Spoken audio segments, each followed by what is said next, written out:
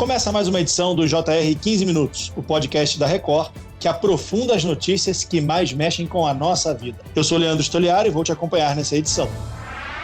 Um apagão cibernético provocou transtornos por todo o mundo. Desde a madrugada, alguns aplicativos de bancos apresentavam instabilidade. Muitos nem abriam. Um apagão cibernético causou estragos em sistemas de computador em todo o mundo na última sexta-feira, suspendeu voos, afetando serviços bancários e de saúde e até a transmissão de emissoras de TV. A falha tecnológica aconteceu por causa de arquivos corrompidos num software de segurança utilizado por várias empresas ao redor do mundo. Esse incidente revela a vulnerabilidade da infraestrutura digital global? A nossa dependência de tecnologia aumenta os efeitos desse tipo de evento? E como esse apagão atingiu o Brasil? O JR 15 Minutos de hoje esclarece essas e outras dúvidas sobre esse apagão cibernético com o Marcelo Lau, coordenador do MBA em Cibersegurança da FIAP. Professor, seja bem-vindo. Muito obrigado, Leandro. E quem nos acompanha nessa entrevista é Pedro Paulo Filho, repórter da Record no Rio de Janeiro. Pedro, como é que o apagão cibernético afetou serviços em todo o mundo, hein? Olá, Leandro. Oi, professor Marcelo. Leandro, aeroportos foram paralisados, com milhares de voos cancelados. Bancos e sistemas de saúde deixaram de operar em vários países. Na Times Square, em Nova York, aqueles famosos painéis luminosos se apagaram. E a pane também impactou outros serviços de transporte. Mesmo com um dos sistemas ferroviários mais eficientes do mundo, os britânicos também enfrentaram atrasos e cancelamentos de trens. Na Austrália, lojas e supermercados fecharam as portas, porque não havia como cobrar os clientes. Agora a pergunta que fica é, por que uma falha de software de terceiros afetou os sistemas de computadores dessa forma, professor Marcelo? Bom, Pedro, olha, nós olharmos desta maneira que um software desenvolvido, nesse caso, pela CrowdStrike, uma solução de segurança que visa nos proteger, foi algo que gerou esse apagão. Eu até digo o seguinte, quando o remédio é administrado em excesso, ele vira veneno. Foi exatamente o que aconteceu. CrowdStrike é uma empresa conhecida no mercado de cibersegurança, onde eles têm um produto chamado Falcon. Uma atualização nesse software, afetando o sistema operacional Windows, acabou causando realmente esta parada abrupta de diversos sistemas. O que deveria ser apenas uma atualização do software para impedir ataques cibernéticos, foi o elemento que acabou provocando, infelizmente, a parada de milhões de computadores ao longo do mundo e seus respectivos serviços. Professor, o senhor falou aí que a CrowdStrike é uma empresa americana, tem uma ferramenta chamada Falcon, mas eu queria entender o que é a CrowdStrike. Além de ser uma empresa americana, ela serve para quê? Ela é uma empresa de quê? CrowdStrike é uma empresa focada em cibersegurança que produz algo parecido com antivírus. Não é um antivírus, mas imagine que o sistema que eles produzem visa identificar e rechaçar ataques cibernéticos através de algo que possa infectar o computador. Por meio dessa ferramenta, os sistemas visam se proteger contra os atacantes, contra os hackers. Entretanto, essa atualização que ocorreu sobre a plataforma operacional Microsoft Windows, infelizmente, essa atualização sobre esse software não foi devidamente analisada pelos seus profissionais de tecnologia e acabou gerando uma alteração sobre o ambiente Windows, a qual ele reconheceu que aquilo era uma situação de exceção, fazendo com que as máquinas Windows simplesmente gerassem essa tal tela azul. Então, o que aconteceu? O sistema Windows simplesmente ele se defendeu a uma situação não esperada, fazendo com que ele parasse abruptamente. A solução em si, ela não deveria provocar essa consequência. Então, nós devemos avaliar onde está o problema e onde está o erro. Então, primeiro ponto, a CrowdStrike ela deixou de avaliar essa alteração, essa atualização dentro de um arquivo que estava ou deveria ser atualizado sobre uma pasta do sistema operacional Windows, e na atualização desse software da CrowdStrike, isso acabou resultando numa execução que o Windows não tinha como prever o tratamento disso, fazendo com que o seu sistema parasse. Então também devemos refletir. Um sistema operacional que é capaz de parar por uma condição anômala como essa, por meio de software de terceiros, também entendo que seja uma grande fragilidade do sistema operacional Windows, como ocorreu nesse caso. A empresa tem mais de 20 mil clientes e presta serviços para a Microsoft, como o senhor falou. Somente computadores com esse sistema operacional foram afetados? E qual é o predomínio do sistema da Microsoft, o Windows, no mundo corporativo? Enorme. Grande parte da população utiliza o sistema operacional Windows em seus computadores. Mas isso não está restrito somente aos computadores. Também isso inclui servidores que utilizam esse sistema operacional. E nós temos aí um pequeno receio em relação ao mercado, né? Dizemos que todo sistema massivamente utilizado tende também a ser massivamente atacado. Agora, um ponto importante, esse software ele é um componente de segurança contratado pelas empresas que utilizam esses serviços. Então, quem foi afetado? Foram os aeroportos, foram os administradores da área de saúde e outros demais negócios que adquiriram essa solução da CrowdStrike. Ele funciona em várias plataformas operacionais. O que foi afetado foi sobre o Windows em cima de diversas versões. E é claro que, dependendo do local no mundo, alguns países foram afetados mais severamente em detrimento de outros. A falha na atualização fez com que o sistema operacional Windows travasse e exibisse aquela tela azul nessas máquinas, apelidada de tela azul da morte. Como esses apagões cibernéticos impactam os serviços essenciais como a saúde e o transporte? Bom, eu diria que isso vira o caos dependendo da necessidade de urgência e em ordem de urgência. Saúde, muitas vezes nós não podemos esperar um tratamento, principalmente se tiver alguma condição de saúde crítica. O que eu entendo nesse caso? Se os sistemas informatizados não estão em devida prontidão, num caso de incidente como esse, nós devemos adotar protocolos de contingência, de continuidade, para que nós possamos operar o mínimo de nossas atividades sem esses sistemas informatizados, mesmo que nós possamos perder alguma informação. No caso de transportes, nós vimos aí pessoas que no mundo inteiro foram afetadas, não só, inclusive transportes, instituições financeiras. E aí você não conseguir pagar algo, acessar os seus dados bancários ou tampouco conseguir utilizar o seu meio de transporte, infelizmente fará com que você fique naquele local por tempo indeterminado. Agora é curioso, professor, que dispositivos pessoais como notebooks particulares e celular não foram afetados. Por que a falha impactou principalmente empresas? Porque quem utiliza essas soluções é o ambiente corporativo que visa proteger os computadores utilizados pelos funcionários dessas empresas.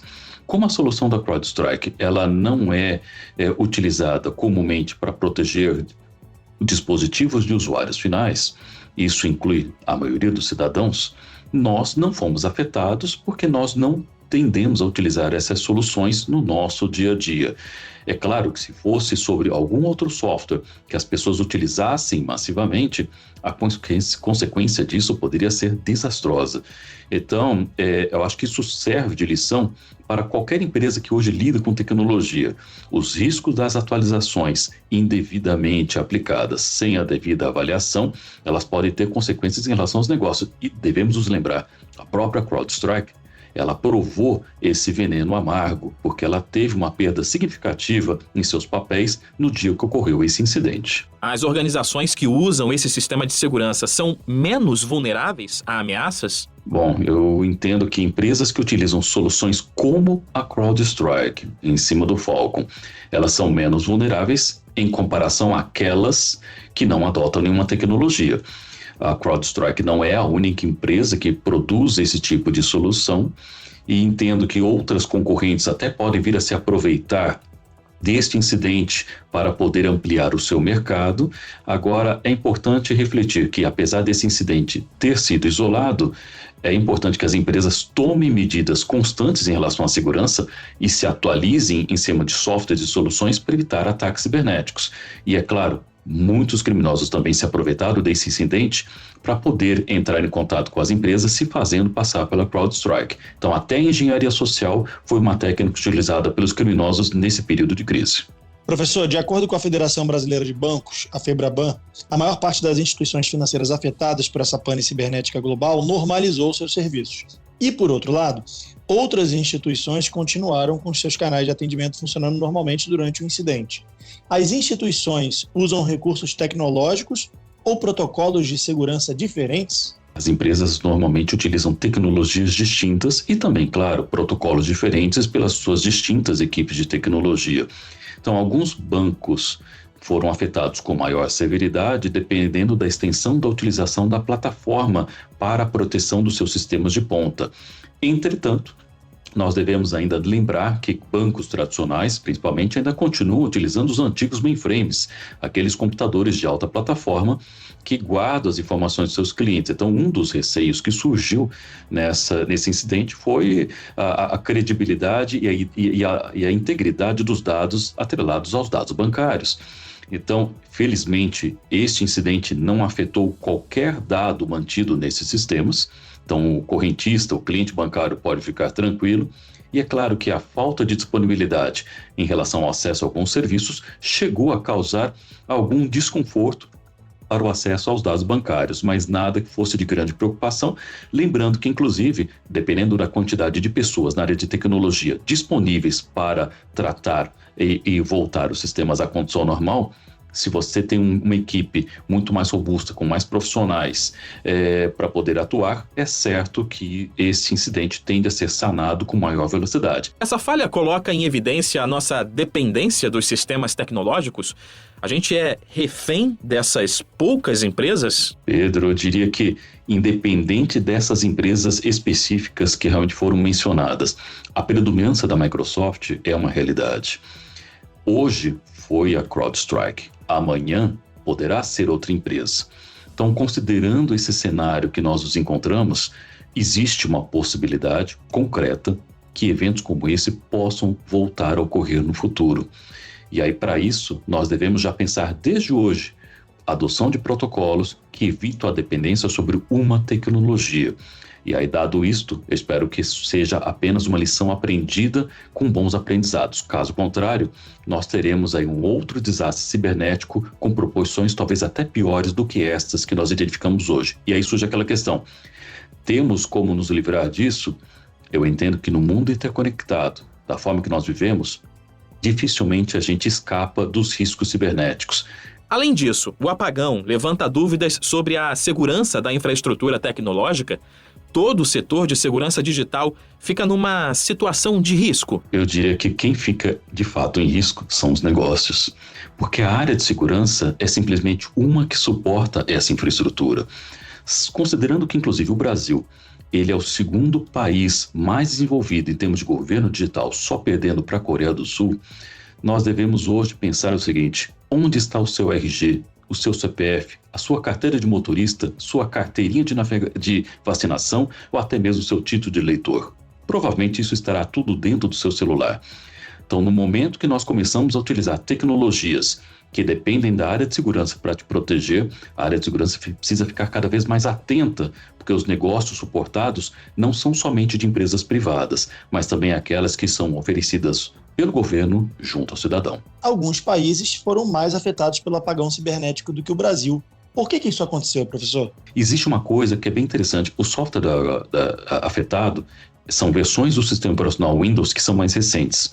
Então, se eventualmente eu tenho empresas usando versões mais antigas, mesmo com CrowdStrike, estas não foram afetadas. Então, existem dois pontos importantes. A infraestrutura aqui no Brasil, ela precisa de mais investimentos em relação à segurança e cibersegurança.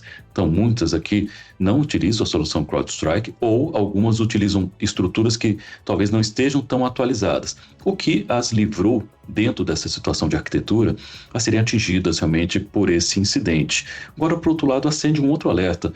Nós temos vários segmentos de mercado que usam softwares ou sistemas extremamente obsoletos, que ainda não são alvo de atacantes.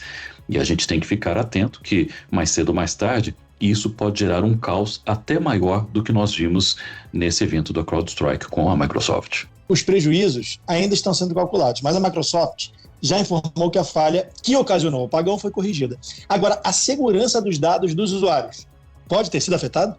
Nesse evento específico, que as máquinas elas simplesmente ficaram paralisadas, não há qualquer relação com qualquer outro ataque cibernético. Nesse caso, como as máquinas elas ficaram inoperantes, nem o atacante conseguiria atacar. Então, nesse caso, eles ficaram até seguras no extremo, né? Não acessíveis e seguras. Mas, por outro lado, né?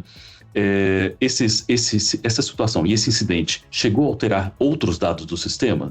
Não. Isso não fez a perda ou gerou qualquer perda quanto aos dados armazenados nesses computadores. Agora, por outro lado, a demora para o restabelecimento desses serviços exigiu, em primeiro momento, uma ação manual máquina a máquina, permitindo com que os sistemas voltassem paulatinamente. Mais adiante, a Microsoft criou um script, um pedaço de programa de computador visando automatizar isso. Muito bem, chegamos ao fim dessa edição do 15 Minutos. Agradeço a participação de Marcelo Lau, coordenador do MBA em Cibersegurança da FIAP.